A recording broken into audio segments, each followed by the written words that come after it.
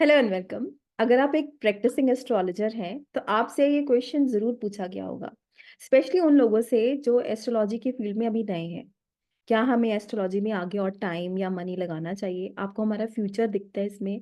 हम इससे क्या पैसे कमा सकते हैं? इसको प्रोफेशन बना सकते हैं? तो ऑब्वियसली ये क्वेश्चन वो लोग ज़्यादा पूछते हैं जिनके लिए एस्ट्रोलॉजी ब्रेड और बटर है।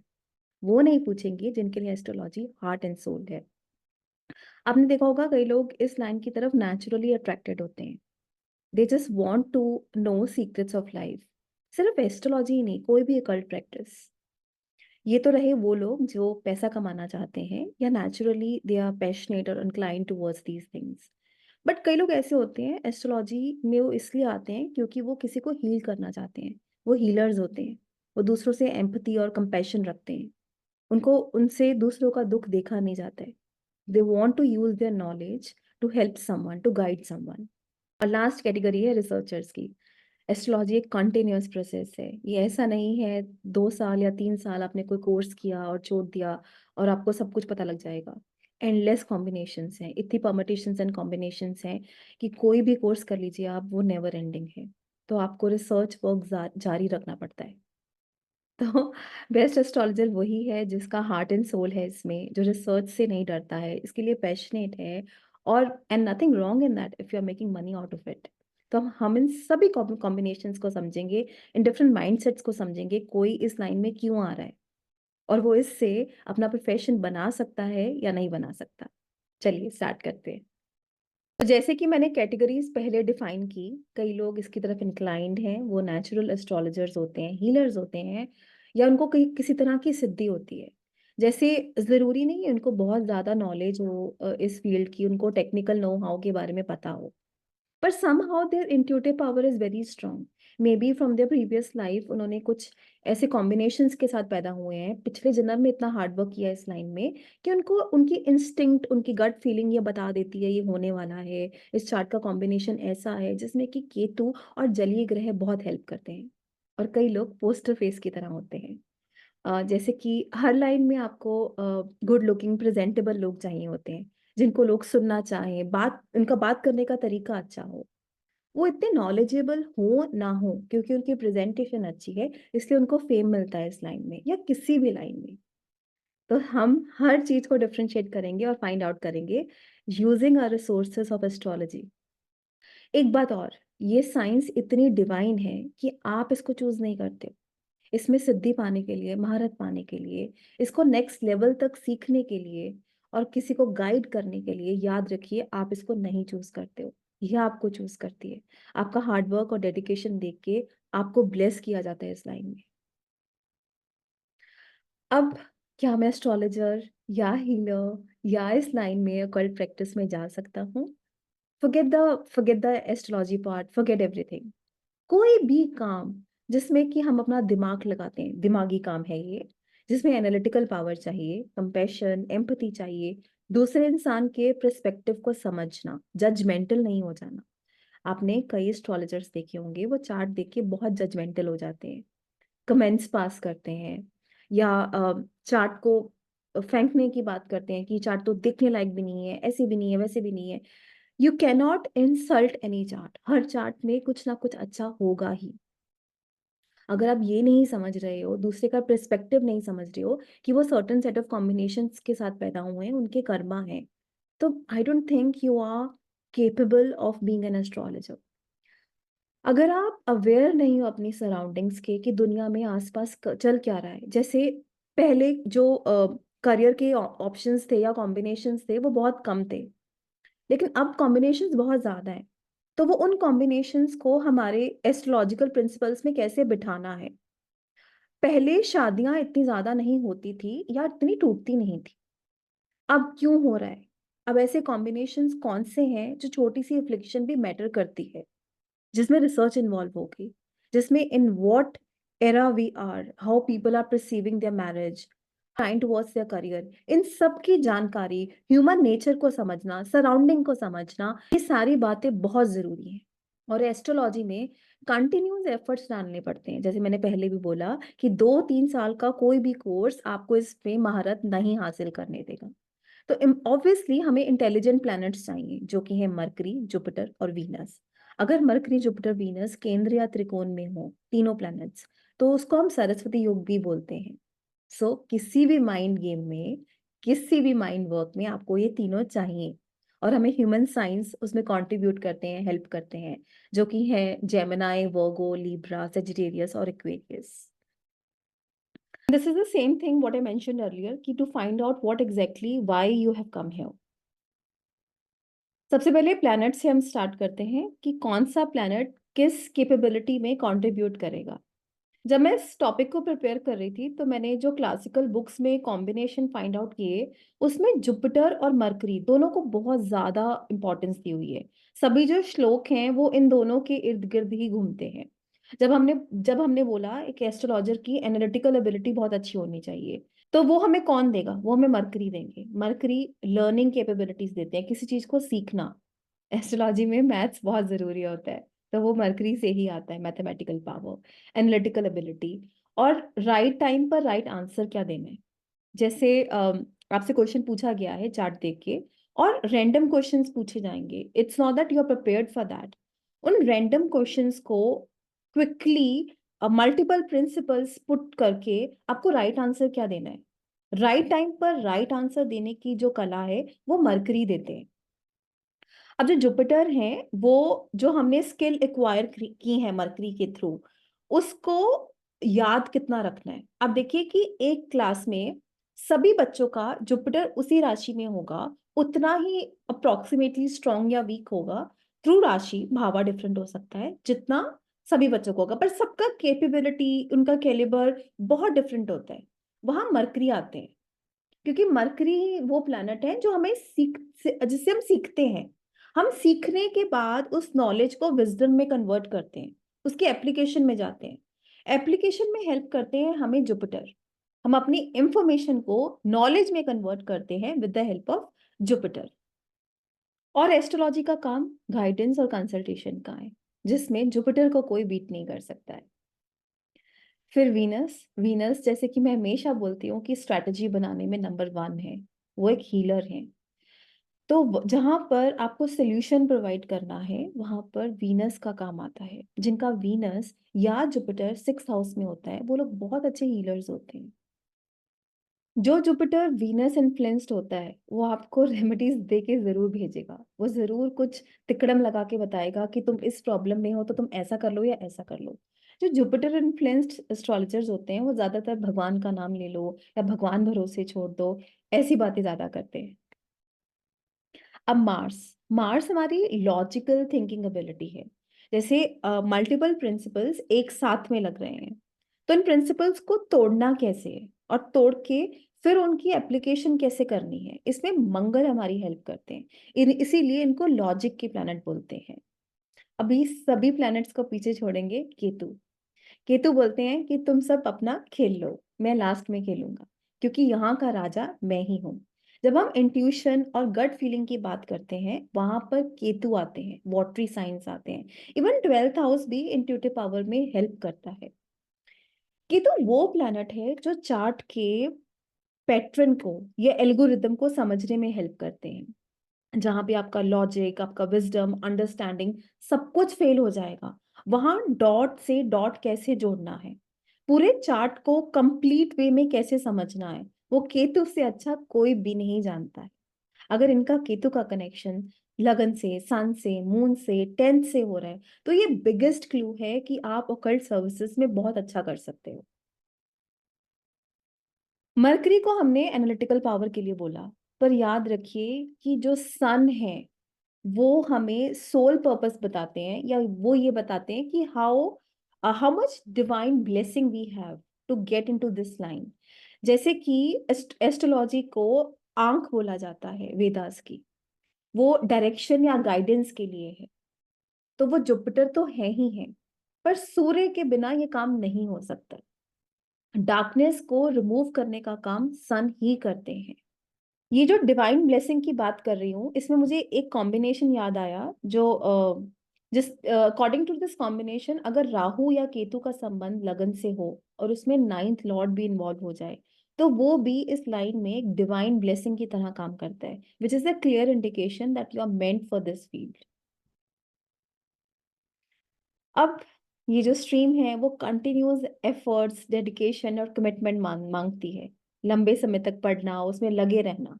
तो सैटर्न से अच्छा कोई प्लैनेट नहीं कर सकता है। फिर बात आते हैं मून। मून जहां हमारे चार्ट में होते हैं वहीं से हमारी दशा स्टार्ट होती है। तो बेसिकली मून हमारे पास्ट एक्सपीरियंसेस, लाइफ पर्पस को दिखाते हैं। अगर मून के कॉम्बिनेशन 8th हाउस केतु के साथ या ऐसे राशियों में है जहां पर जैसे क्वेरियस है, स्कॉर्पियो है, तो it naturally shows that way your mind is what exactly you want to do. तो हमने केतु की बात की, तो हम राहु को कैसे भूल सकते हैं? राहु वो हिस्सा है केतु का जिनके बिना केतु इनकम्प्लीट है। एस्ट्रोलॉजी या कोई भी मिस्टिक साइंस एक हिडन वर्ल्ड है जो रूल की जाती है राहु, केतु और सैटर्न से। These three dark energies help you in this line. अगर साइंस की बात करें तो जहां स्कॉर्पियो और एक्वेरियस को कार्मिक साइंस बोल दिया जाता है, इस मिस्टिक वर्ल्ड में ये दोनों राजा हैं जब किसी भी ऑकल्ट प्रैक्टिस की बात की जाती है। हाउसेस, अब कौन से हाउसेस देखने चाहिए, कौन से भावास देखने चाहिए? सबसे पहले first house. First house selfhood और आइडेंटिटी का बताता है कि आप क्या करना चाहते हो। हम अदरवाइज भी अगर किसी का भी प्रोफेशन जज कर रहे हैं तो उसमें फर्स्ट हाउस को कभी नहीं छोड़ना चाहिए।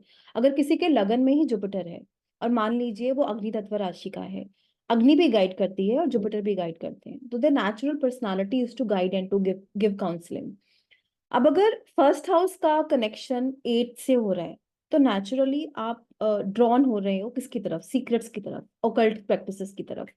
पर आपको ये याद रखना है कि ये जो 8th हाउस है, ये सर्जरी को, टैक्सेशन को, डीफेम को, इंसल्ट को, इमोशनल पेन एंड ट्रांसफॉर्मेशन सबकी बात करता है। तो वहां पर जाने पर अ, लग्न लॉर्ड कितना स्ट्रांग या वीक हो रहा है। जैसे अगर हम धनु राइजिंग की बात करें तो जुपिटर अष्टम भाव में जाके अब उच्च की हो रहे हैं। अगर लगन लॉर्ड 6, 8 या 12 में जाके उस भाव को बीट करता है, अगर लगन लॉर्ड इन भावों में स्ट्रांग होता है, तो वहीं से आप जीत के आते हो। अगर लेकिन आप वहां जाके वीक हो रहे हो, मन कमजोर हो रहा है, मरकरी वहां पर कमजोर हो रहा है, so you are trying for that but you are not getting it. So आपको कॉम्बिनेशन तो बैठाना है, पर वो कॉम्बिनेशन कितना स्ट्रांग बन रहा है या कितना अच्छा बन रहा है वो देखना बहुत जरूरी है। ऐसे अगर लगन या लगन लॉर्ड का कनेक्शन केतु, सैटर्न या इन प्लैनेट से है, again you are very esoteric, you are into mystic world. फिर आता है सेकंड हाउस। सेकंड हाउस हमारी स्पीच का है। कोई भी healer, astrologer, tarot reader, numerologist क्या करता है? वो अपनी वाणी से आपको बताता है, गाइड करता है या बताता है कि फ्यूचर में ये प्रोबेबिलिटी हो सकती है। जितने भी कॉम्बिनेशन अच्छे एस्ट्रोलॉजर्स के बताए हैं उसमें जुपिटर को बोला गया है कि अगर वो सेकंड हाउस में बैठे हो तो आप में वाक शक्ति होती है। तो मोस्टली ऐसे लोगों को बोला जाता है कि वो जो भी बोले वो अच्छा बोले, क्योंकि वो जो बोलते हैं that comes out to be true.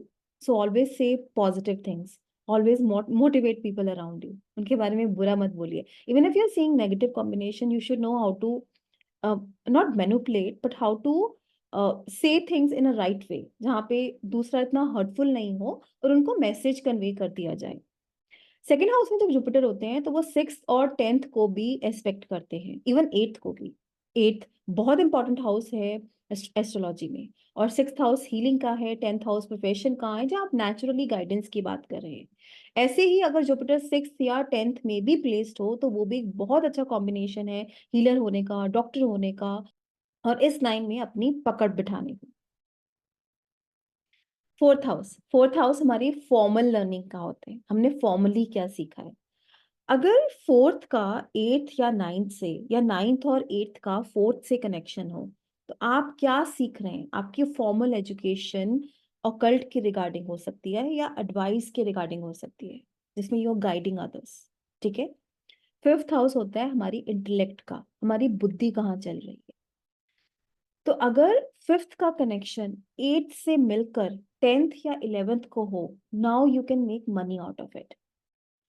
जैसे मान लीजिए कि फिफ्थ लॉर्ड मंगल है और वो अष्टम में बैठ के 11th हाउस को देखते हैं और सेकंड हाउस को देखते हैं। So 8th house has become the play ground जहां से आप बुद्धि लगा रहे हो to earn money and to save money also. अब अगर ये पॉजिटिव कॉम्बिनेशन बने यहाँ पर मोस्टली फ्रेंडशिप एनिमिटी का रूल आपको लगते नजर आ रहा है इन अ गुड वे, तो आप बहुत पैसा कमा सकते हो यहाँ से। सी अगर फिफ्थ लॉर्ड सैटर्न होके एट्थ हाउस में बैठ के टेंथ को एस्पेक्ट करे, again you are using your mind in the eighth house and to make your profession. In fact ये एक तरह की यूटिलाइजेशन ऑफ एनर्जी भी है। अगर ऐसे लोग एट्थ के कामों में नहीं भी हैं, वो नहीं भी एस्ट्रोलॉजी प्रैक्टिस करते हैं, फिर भी उनको राय दी जाती है कि आप सीख लीजिए to utilise this combination in a very good way. Eighth house तो खुद में ही बोलता है कि मेरे पास सभी सीक्रेट्स हैं। जैसे मैंने बोला कि अगर लगन लॉर्ड एट में है, उसके साथ साथ अगर मून या मरकरी क्यों, क्योंकि अगर जब हम फोर्थ की बात कर रहे हैं तो हम अपने मन की बात कर रहे हैं, तो मून वहां का सिग्निफिकेटर है। जब हम बुद्धि की बात कर रहे हैं, फिफ्थ की बात कर रहे हैं, तो मरकरी वहां का सिग्निफिकेटर है। फोर्थ या फिफ्थ का कनेक्शन के साथ साथ अगर मून या मरकरी का कनेक्शन भी एट्थ हाउस या एट्थ लॉर्ड से है, वो भी हमारी नेचुरल इंक्लिनेशन इस तरफ दिखाता है। तो मैंने जो पहले बातें डिफ्रेंशिएट की थी, natural inclination, making money out of it, research work, तो वो सब इसी तरह से आपको जोड़ना है। अब रिसर्च में मूल नक्षत्र, सैटर्न, केतु, ये प्लैनेट्स हमारी ज्यादा हेल्प करेंगे। अगर वीनस या मरकरी जैसे प्लैनेट्स आ रहे हैं, टॉरस राशि आ रही है, तो ज्यादा इंक्लिनेशन मनी मेकिंग की तरफ है। नाइन्थ हाउस गाइडेंस और विजडम को दिखाता है।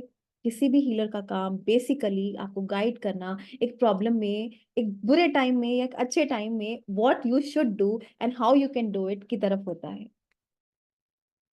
टेंथ हाउस हमारे प्रोफेशन या पब्लिक इमेज का होता है। अगर एट्थ लॉर्ड का कनेक्शन टेंथ से है, या जुपिटर, केतु, सैटर्न, मरकरी, जो इंपॉर्टेंट प्लैनेट्स हैं, अगर इनका कनेक्शन टेंथ से हो, तो सीधा सीधा ये दिखता है आपका काम इसी से जुड़ा हुआ हो सकता है। 11th हाउस हमारे गेन और नेटवर्किंग को दिखाता है। अब 11th हाउस ऐसे भी इंपॉर्टेंट है क्योंकि वो एट्थ से फोर्थ है। इसका मतलब है कि वो ये विद्या सीखने की फॉर्मल ट्रेनिंग है, इसलिए 11th house is very important and on the top for money making also. अगर अच्छे कॉम्बिनेशन जैसे कि वीनस मरकरी पृथ्वी तत्व राशियों में यहाँ है, now you can make money in abundance. तो हमारे इंपॉर्टेंट हाउसेस कौन से हुए? Second house, sixth house, eighth house and tenth house. अब बात करते हैं नक्षत्रों की। इसमें भी हम डिफ्रेंशिएट करेंगे कि किसका ध्यान किसकी तरफ ज्यादा जाएगा। अगर हीलिंग की बात की जाए तो अश्विनी, शतभिषा और हस्ता ये नेचुरल हीलर्स होते हैं। हस्ता में बोला जाता है कि इनके पास गोल्डन हैंड्स हैं। ये अगर किसी बीमार को टच करते हैं या किसी इंसान को मिलते हैं, जिनसे बात करते हैं जो तकलीफ में है, जैसे नेचुरली फिजियोथेरेपी जैसा प्रोफेशन हस्ता को बहुत सूट करता है। टीचिंग एंड गाइडेंस की बात करें तो पूर्वा फाल्गुनी, उत्तराषाढ़, श्रवण और उत्तरा भाद्रपदा, ये सभी टीचिंग और गाइडिंग में बहुत अच्छे होते हैं। स्पेशली उत्तरा भाद्रपद के लिए बोला जाता है कि इनको वेदास की नॉलेज बहुत अच्छी होती है। इवन जो श्रवण नक्षत्र है वो रिसर्च वर्क में बहुत अच्छा होता है along with teaching and guiding. जब हम रिसर्च की बात करते हैं तो मूल, पुनर्वसु, मघा और धनिष्ठा नक्षत्र इसमें कंट्रीब्यूट करते हैं। जो नेचुरली इंक्लाइंड होते हैं अकल्ट प्रैक्टिसेस की तरफ या जिनका ध्यान होता है, वो है अनुराधा, भरणी, आर्द्रा, पूर्व भद्रपदा, रेवती, शतभिषा, मृगशिरा और अश्लेषा। अब कॉम्बिनेशंस की बात करते हैं, कौन से ऐसे कॉम्बिनेशन सीधा सीधा बताए हुए हैं जो इस फील्ड में सक्सेस दिला सकते हैं। सबसे पहले मरकरी या वीनस की एसोसिएशन सेकंड या थर्ड हाउस से, वो साथ में बैठे हो या एक सेकंड में है एक थर्ड में है तो भी चलेगा, because Mercury is what we are learning and how we are guiding, how we are providing solution. तो वो कम्युनिकेशन के थ्रू होता है, इसलिए सेकंड और थर्ड में मरकरी का प्रेजेंस इसकी इस बात की पुष्टि करती है। अब जैसे कि मैंने पहले भी बोला कि मरकरी और जुपिटर को बहुत ज्यादा इंपॉर्टेंस दी गई है, तो मैंने मोटे मोटे सभी प्रिंसिपल्स में से जो रूल निकाले मैंने यहाँ लिख दिए हैं। अब अगर मरकरी की एसोसिएशन अगर सेकंड से हो तब भी आपको अच्छा एस्ट्रोलॉजर बनाती है। मरकरी की एसोसिएशन टेंथ हाउस, जब मैं एसोसिएशन की बात कर रही हूँ तो उसका मतलब है placement, aspect, conjunction and through नक्षत्र। उसके साथ साथ जुपिटर के लिए भी यही बोला जाता है कि अगर जुपिटर भी सेकंड, सिक्स्थ या टेंथ में, स्पेशली सेकंड या टेंथ में है, then this line is meant for you. उसके बाद एक और प्रिंसिपल है जिसमें बोला जाता है कि अगर सेकंड लॉर्ड सेवेंथ में या फर्स्ट हाउस में बैठा हो और जुपिटर से एस्पेक्टेड हो, that is also a great combination to be in this line. अब इन कॉम्बिनेशंस को चार्ट के थ्रू समझते हैं। हो सकता है आपको ये कॉम्बिनेशन किसी डॉक्टर में, टीचर में, हीलर में, सर्जन में, टैक्स डिपार्टमेंट में काम करने वालों के भी मिले। तो फर्क क्या है? देखिए, आपको सिर्फ चार्ट का पैटर्न समझना है। और ये समझना है कितने ज्यादा कॉम्बिनेशंस आपके मैच करते हुए नजर आ रहे हैं, जिन भावों की प्लैनेट्स को हम इतनी इंपॉर्टेंस दे रहे हैं। जैसे हमने जुपिटर को, मरकरी को सबसे ज्यादा इंपॉर्टेंस दी, ये बोला कि केतु यहाँ को रूल करता है। वैसे ही हमने 8th और 10th हाउस को इंपॉर्टेंस दी, साइन ऑफ स्कॉर्पियो और एक्वेरियस को इंपॉर्टेंस दी। तो जितने ज्यादा कॉम्बिनेशन नक्षत्र के साथ साथ आपको मिलेंगे, आप उतनी इजीली सामने वाले को बता पाएंगे कि this line is meant for you. इस चार्ट में देखिए, इसमें लगन लॉर्ड ना ही सिर्फ लगन लॉर्ड, फोर्थ लॉर्ड मेरा मन, काल पुरुष की कुंडली का फोर्थ लॉर्ड चंद्रमा कारक, पंचमेश सूर्य, मेरी आत्मा, सभी साइन ऑफ एक्वेरियस में 11th हाउस में बैठे हैं। और उनको जो नक्षत्र मिले हैं वो है पूर्व भद्रपदा और शतभिषा। चंद्रमा जब जब भी शतभिषा नक्षत्र में होते हैं, these people are natural healers. Shatabhisha को डॉक्टर्स का नक्षत्र भी बोला जाता है। और अच्छी बात यह है, इस कॉम्बिनेशन में मेरा सेकंड लॉर्ड ऑफ स्पीच, जिनको हम एस्ट्रोलॉजर्स के लिए ले रहे थे, वो 7th लॉर्ड के साथ साथ of business and healing, Venus जो सिग्निफिकेटर ऑफ हीलिंग है, वो वहीं पर बैठा है। उनको भी शतभिषा नक्षत्र मिला है। इवन पूर्व भद्रपदा भी नेचुरली इंक्लाइंड होते हैं अकल्ट प्रैक्टिसेस में। ऑन द टॉप जो मंगल हमारा लगन लॉर्ड है, वो 8th लॉर्ड भी है। ये एस्ट्रोलॉजर तो नहीं है, ये एक टैरो रीडर है। ये क्रिस्टल प्रैक्टिस करती है, इनफैक्ट ये ऑरा रीडिंग में, एनर्जी रीडिंग में भी है। And she is a very good healer. और अगर कॉम्बिनेशंस की बात करें तो जुपिटर छठे में है, हस्त नक्षत्र में है। मेरा 10th लॉर्ड भी 6th में है और हस्त नक्षत्र में है। ये रेखी भी प्रैक्टिस करती है। इन सब में you are using your hands, both for crystal and reiki healing you use your hands to heal person. Mercury 10th house में है, केतु 10th हाउस में है। हालांकि रेकी हीलिंग, क्रिस्टल हीलिंग, ये इनका पार्ट टाइम प्रोफेशन है, ये कंपनी में काम करती हैं, बट इस लाइन की तरफ ये नेचुरली इंक्लाइंड है। अगर मुझे इनका चार्ट इस बेसिस पे जज करना हो ये एस्ट्रोलॉजी में क्यों आई हैं, basically she has come to heal people, इनको वो बहुत पसंद है। इसमें आप देखिए कि कितने ज्यादा फैक्टर्स मिल रहे हैं। आपको ह्यूमन साइन मिल रहा है, साइन ऑफ एक्वेरियस मिल रहा है, 4th 5th 8th सबका कनेक्शन 11th हाउस में मिल रहा है। सो of course she is making money out of it, but that's not her main motive. Jupiter और मरकरी का कनेक्शन भी हमें 10th से 6th से 2nd से मिल रहा है। तो सभी फैक्टर्स इनकी कुंडली में मैच हो रहे हैं। Holding on for 2 seconds for south Indian version.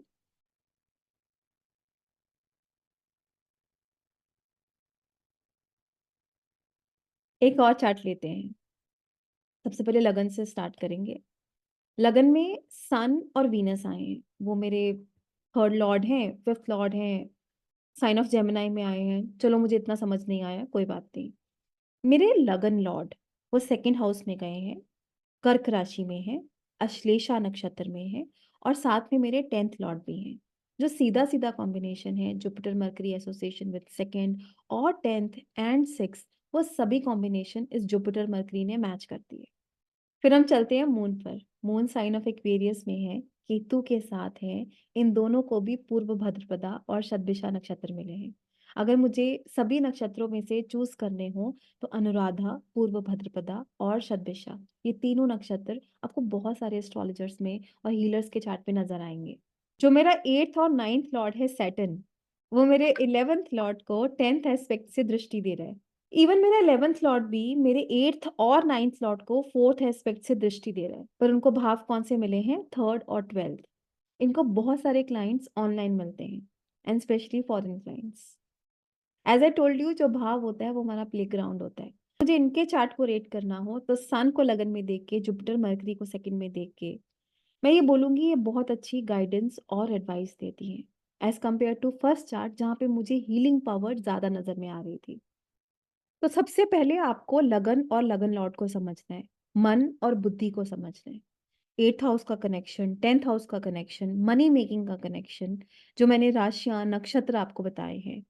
The simple thing is, जितने ज्यादा कॉम्बिनेशन आपको मिले, वो D24 में मिले, D10 में मिले, उतना श्योरिटी से आप कह सकते हो कि ये लाइन आपको सूट करेगी। और अगर किसी के कॉम्बिनेशन है पर वो इस फील्ड को प्रैक्टिस नहीं करते हैं या इसमें नहीं है, तो आप उन्हें जरूर बोलिए आप जो भी करते हैं करें, पर एस्ट्रोलॉजी सीखे जरूर। बार-बार एस्ट्रोलॉजी बोल तो रही हूँ, पर मेरा मतलब है इस लाइन से जुड़े हुए सभी लोगों से, चाहे वो टैरो है, क्रिस्टल है, रेकी है, हीलिंग है, न्यूमरोलॉजी है, किसी भी तरह से हम किसी को गाइड करते हैं, हेल्प करते हैं, हिडन सीक्रेट्स फाइंड आउट करते हैं, तो हम सब इसी लाइन के हैं। आई होप आप आज का वीडियो आपको अच्छा लगा होगा और ये पता लगा होगा कि this line is meant for me और नो, या मैं यहाँ पर बोर होने वाली हूँ आगे जाके। Thank you so much.